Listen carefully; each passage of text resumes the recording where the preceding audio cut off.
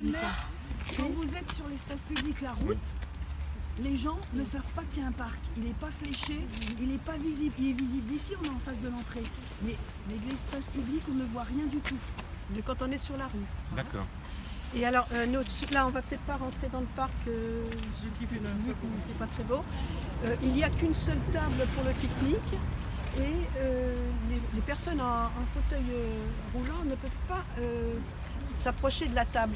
Il n'y a pas de chemin qui approche de la table. C'est pas accessible. On a aussi... On en a au CTM des tables comme ça qui sont accessibles.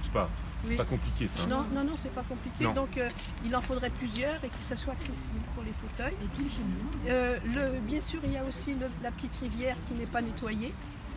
Donc là, il y a du travail à faire sur le nettoyage. Il y a aussi les jeux des enfants où les barrières sont cassées, qu'il faudrait revoir. Et ce qu'on souhaiterait aussi, c'est qu'il y ait quelque chose pour faire connaître le nom des arbres qu'il y a dans le parc. Et puis... J'ai une demande similaire sur l'espace de Toanic. Donc on va faire, on va faire un grand panneau, effectivement, pour dire quels sont les oiseaux qui nichent ici, quels sont les arbres qui sont ici, etc., qui indiquera l'entrée du parc. Toanic est ici. On peut identifier certains arbres par arbre. Oui, aussi. Un système d'arboretum, mais à petit niveau. Oui. On a déjà réfléchi à ça. Et ça pourrait même être l'occasion d'ateliers, d'animation dans le parc pour faire découvrir un peu plus ce parc, mais de façon plus ludique. Je veux que la maison de la nature sorte de ses murs. Oui, c'est une bonne idée. Et qu'elle aille dans tous les quartiers de la ville. Surtout quand on a la chance d'avoir un parc magnifique en plus, c'est très apprécié, même s'il y a quelques soucis, mais c'est vrai qu'il y a tout le temps du monde ici, on y passe du bon moment, on fait des pique-niques, et c'est vrai que pour ça on aimerait bien qu'il soit mis plus en valeur. Il est déjà très beau, mais plus en valeur. Il y avait cette notion de placette avec le bac où il n'y avait plus de fleurs, mais les gens ils s'asseyaient là et discutaient le coup, à l'abri de la pluie, parce qu'il y avait la jaquette par-dessus. Donc c'est beau, c'est vide, c'est en gros, il n'y a pas beaucoup d'âme.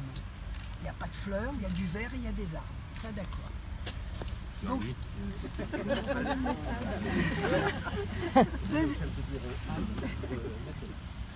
alors on pense que les femmes ont une autre sensibilité que les hommes, notamment dans la manière d'aménager l'espace paysager. Voilà, c'est tout. Deuxième point, c'était l'araignée. Et ben, vous voyez que l'araignée, il y a un engin, pas d'ombre, assez froid. Et les jeunes... Il y a du monde parce que je passe tous les jours ici. Alors, dès qu'il y a un rayon de soleil, il y a plein de familles avec des enfants quand même. Alors, si vous passez l'été, vous ne pouvez plus y aller parce que le sol, il est en plastique, enfin je ne sais pas ce que c'est, comme matériau. Il est brûlant. Donc quand vous aurez plusieurs journées à 30 degrés, allez mettre votre main. Ça évite les blessures. Ouais, c'est ça, c'est réglementaire ça. Alors ça manque d'ombre, on va dire, c'est que ça manque d'ombre. Et au niveau des jeux, les jeunes filles nous ont dit que les jeux d'avant, donc c'était bien parce qu'elles ont témoigné, les jeux d'avant, elles appréciaient parce que c'était des jeux collectifs, balançoire, tourniquet.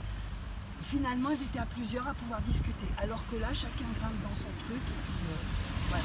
Donc je pense que l'aire de jeu de Toanic, elle est superbe.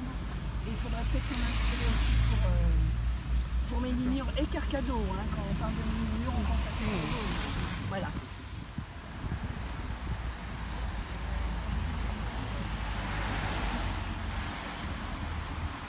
Plus ou moins officiellement, plutôt. Il était beaucoup question d'hommes à l'intérieur. Les femmes, quand elles passaient devant, étaient dévisagées du haut en bas et donc n'osaient évidemment pas rentrer dans le bar.